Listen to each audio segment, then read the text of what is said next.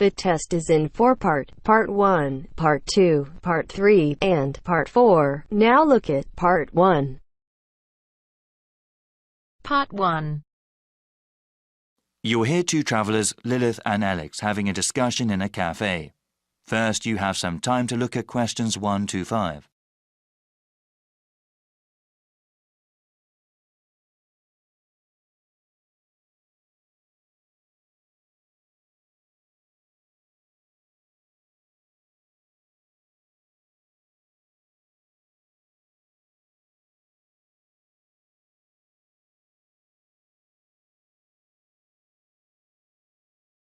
Now we shall begin.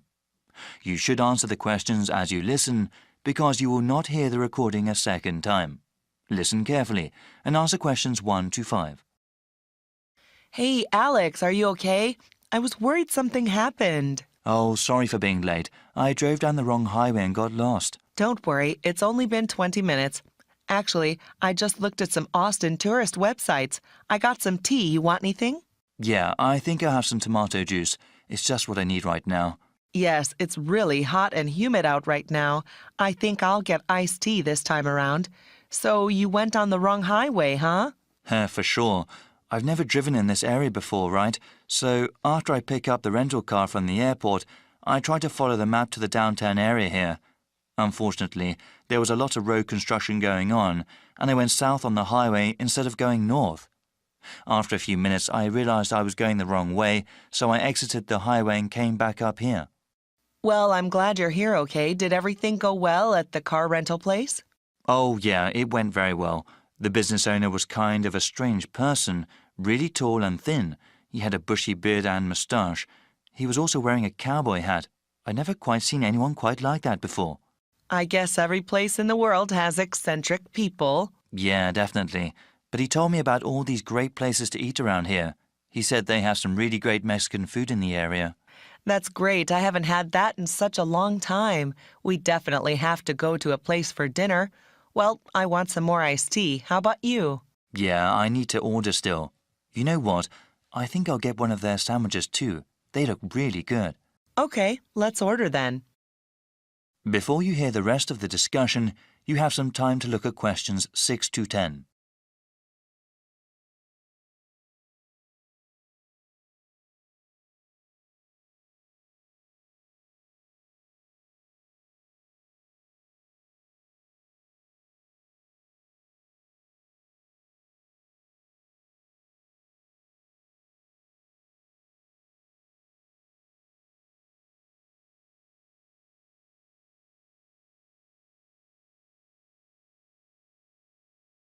Now listen and answer questions 6 to 10.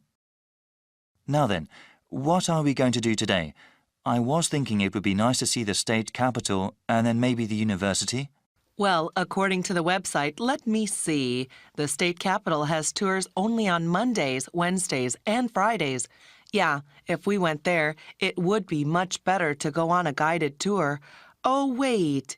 Yes, there are tours on Mondays, Wednesdays, and Fridays, but also on Saturdays.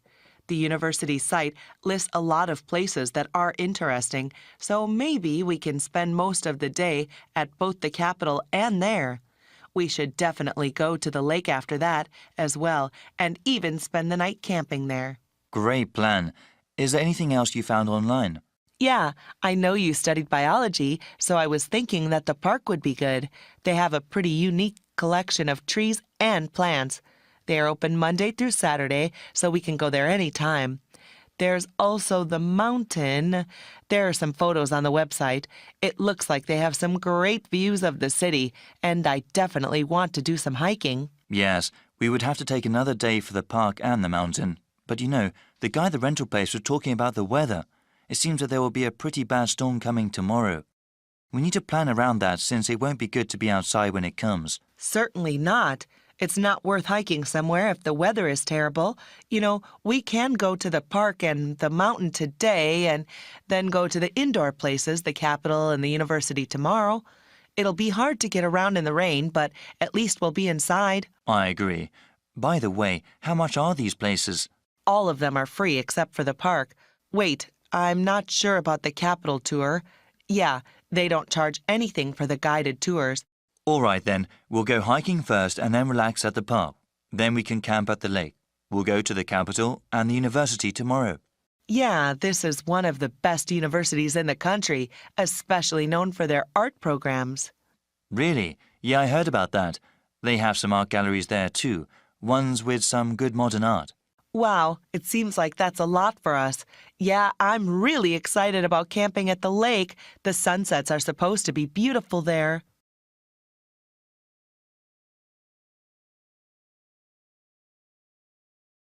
That is the end of part 1.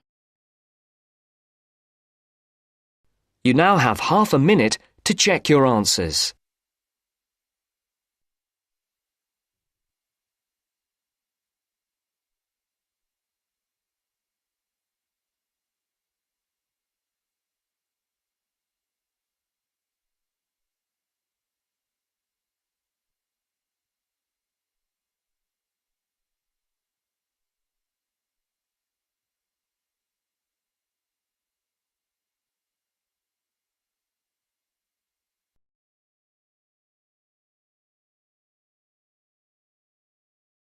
Now turns to part 2. Part 2. You're going to hear a talk by a tour guide about the local history of Harbour Town. First, you have some time to look at questions 11 to 15.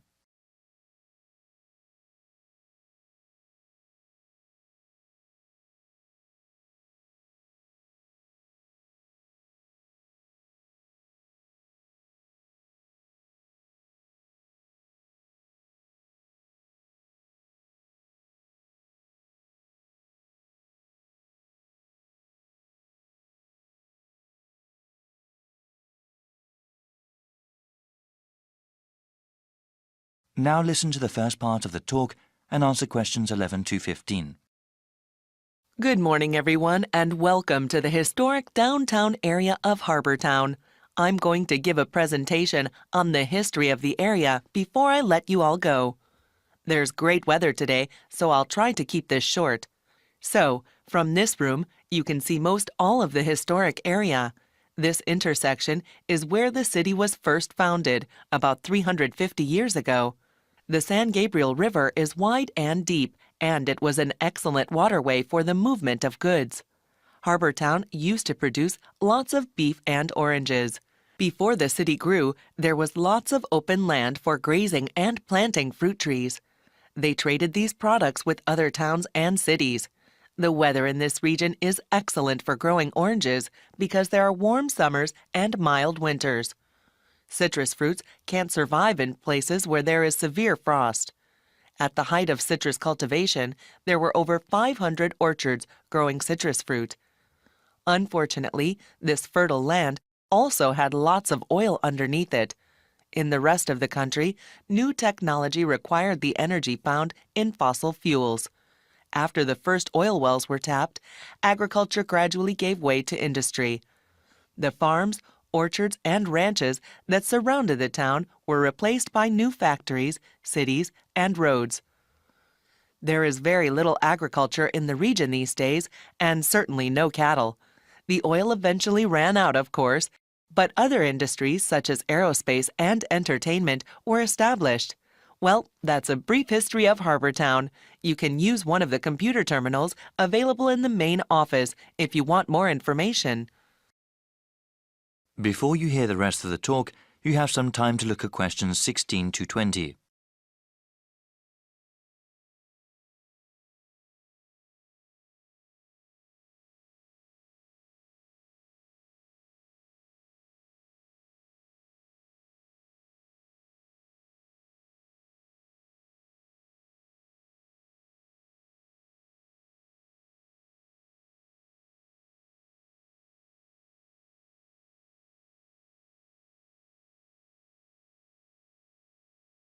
Now listen and answer questions 16 to 20.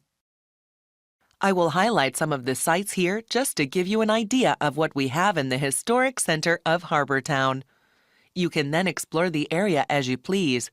So, I've already mentioned the intersection where the city was first founded. The main east-west street is called Sunset Road, and the main north-south street is called Santa Monica Avenue. The central office we are in right now is at the northernmost end of Santa Monica Avenue. There are public restrooms here, as well as computer terminals that connect to the internet. Across from the central office is the fruit market. At its height, people from all over the country came to buy fruit from the distributors there. If you travel south from the market and go past the intersection, you will see the Ranch Museum. Here you can learn about the old ranching lifestyle that was such a hallmark of our region.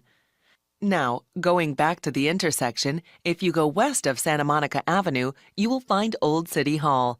It is an excellent example of the architecture of the time. In the opposite direction, going east of the main intersection, you can see Sunny Movie Studios. They don't make movies there now, of course, but it was the first company to make movies in our region. Also, the subway station is accessible from all four corners of the intersection. If you didn't take the bus here today, I am sure that is where you came from. Well, thanks again, and I hope you enjoy your visit to the historic area of Harbortown.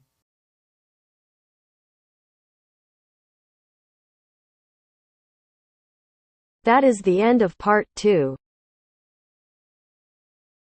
You now have half a minute to check your answers.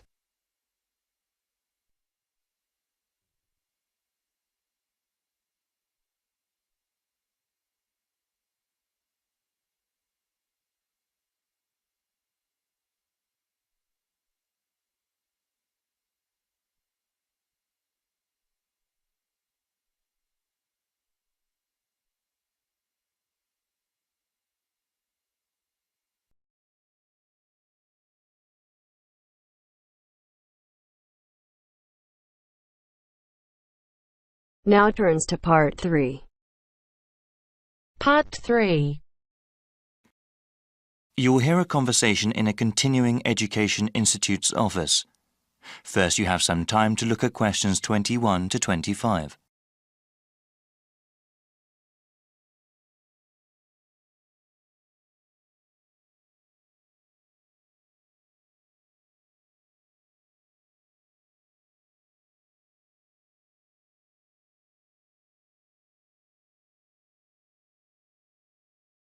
Now listen carefully and answer questions 21 to 25. Welcome. My name is Jeremy Holtz. Hello, Jeremy. I was told to come to this office and ask about your continuing education program. I'm interested in taking classes and want to know more about the program. Certainly. We have several different programs depending on your education goals and on what you are doing now. For example, we have continuing education programs for those who want to finish a degree or start a new one, and we also have a program for working adults. Well, I'm working part-time now and I'm interested in completing a degree in business administration. I am working at a hospital, you see, but I want to change my job, either work in hospital management or have my own business. Okay, that sounds great. Many students in our program want to advance in their current careers or even change them. What kind of degree do you have now? I am a registered nurse with a 2-year degree. Great. First, we have to figure out where you want to take classes. We have satellite campuses all over the region. The ones at the city centre are accessible by public transportation but offer fewer course times. A car is the best way to attend classes at our satellite campuses in the suburbs, but they have more classrooms and therefore more courses. Well, I have been saving up for a car, but I don't have enough money to buy one yet. I think the city centre campus will be better. Okay, now we have to decide which program you want to register for. We have night courses, where the classes generally run from 7 p.m. to 10 p.m. Classes during these hours are usually once a week. There are also courses during the day that might work for you, depending on your work schedule. Well, like I said, I'm working part-time and unfortunately I work during the evenings. You see, I'm living at my parents' house right now. My father is quite ill, actually, and since my mother works normal hours, I take care of him during the day and my mom takes care of him in the evening when I work. The city center campus doesn't offer classes during the weekends? No, the suburban one does, but unfortunately, there are no classes during that time at the city centre campus. You know, maybe the online courses will be better for you. Do you have access to the internet? Yes, I have a computer at home. That might be the best way for you then. It's still a new program. We're still working out the bugs, but it will allow you to work part-time, take care of your father, and take classes. The completion of your degree will probably take longer, however. Before you hear the rest of the conversation, you have some time to look at questions 26 to 30.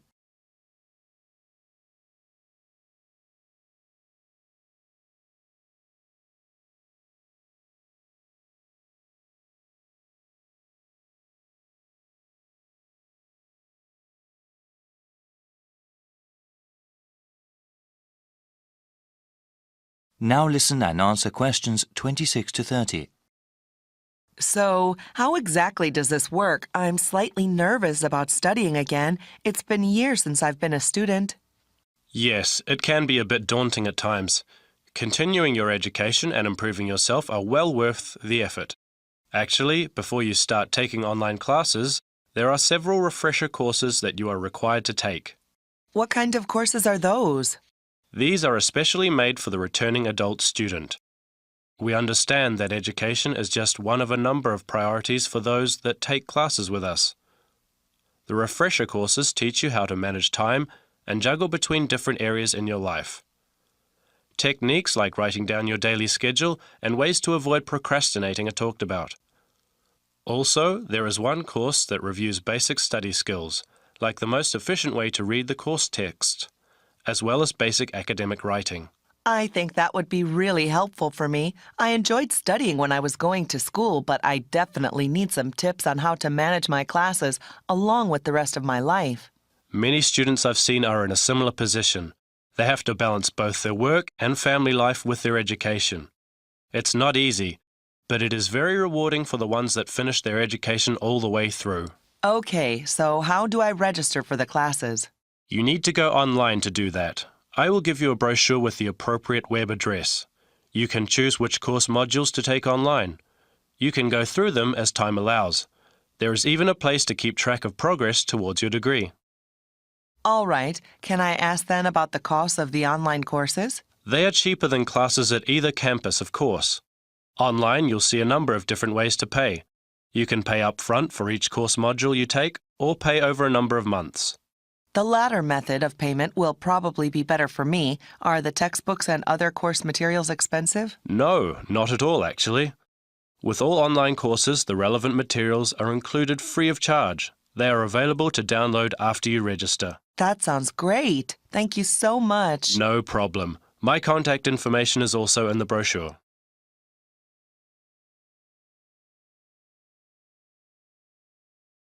That is the end of part 3.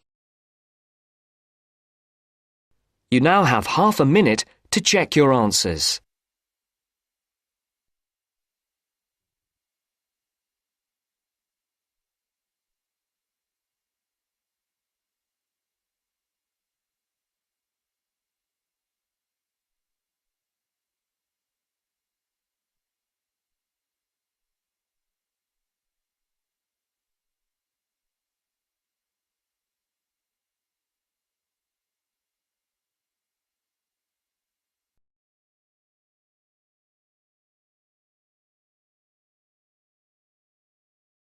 Now turns to part 4. Part 4. You'll hear a lecturer talking about the reintroduction of grey wolves into the wild. First, you have some time to look at questions 31 to 40.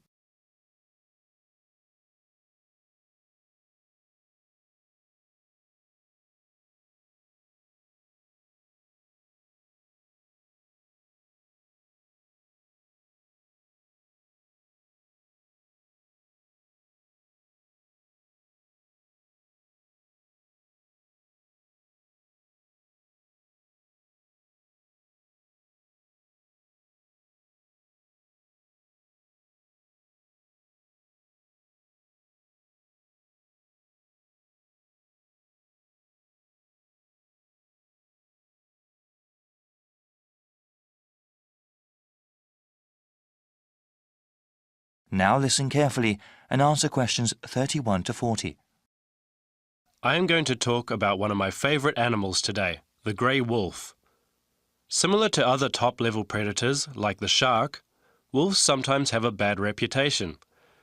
It is true they do sometimes attack herds of livestock that people depend on. In nature, however, grey wolves are a critical part of the ecosystem. Wolves are larger than the average dog. They also have a keener sense of smell since they are not a domesticated species and still live and hunt in the wild. They hunt in small packs and actually have a sophisticated social system.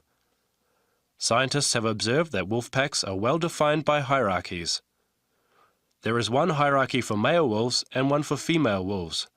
At the top of each is an alpha male and an alpha female.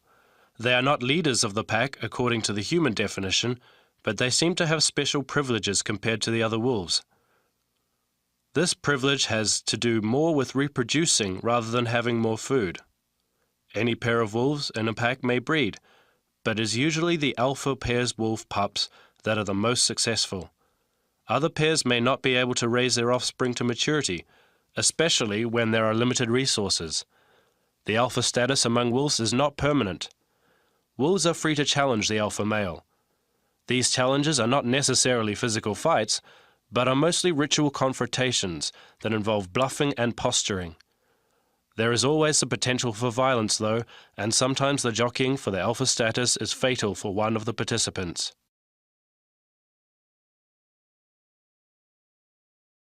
The range of the grey wolf and its subspecies used to be quite extensive, almost the entire continents of Asia and North America, and the whole of Europe as well. They are now found mostly in Canada, Alaska, the northern reaches of Eurasia, and a few other scattered pockets. In some parts of the world, grey wolves have actually been reintroduced into the wild.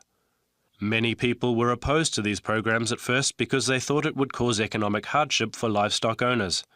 In the United States, local ranchers around the Yellowstone National Park area refused to allow any wolves back. Supporters of the program knew that without cooperation from ranchers, the wolves would likely be shot and killed.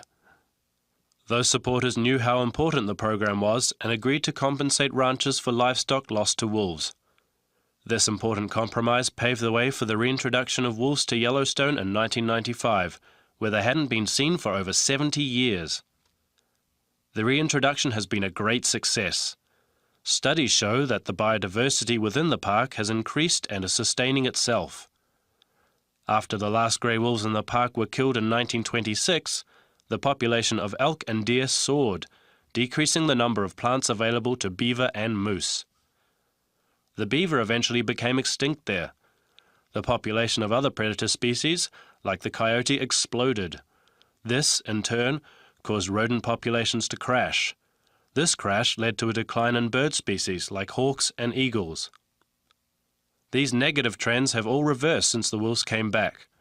As a result, Yellowstone National Park is a better, healthier place.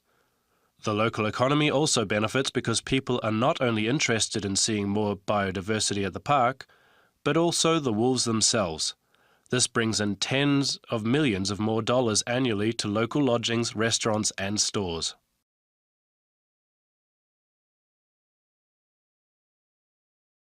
That is the end of part 4.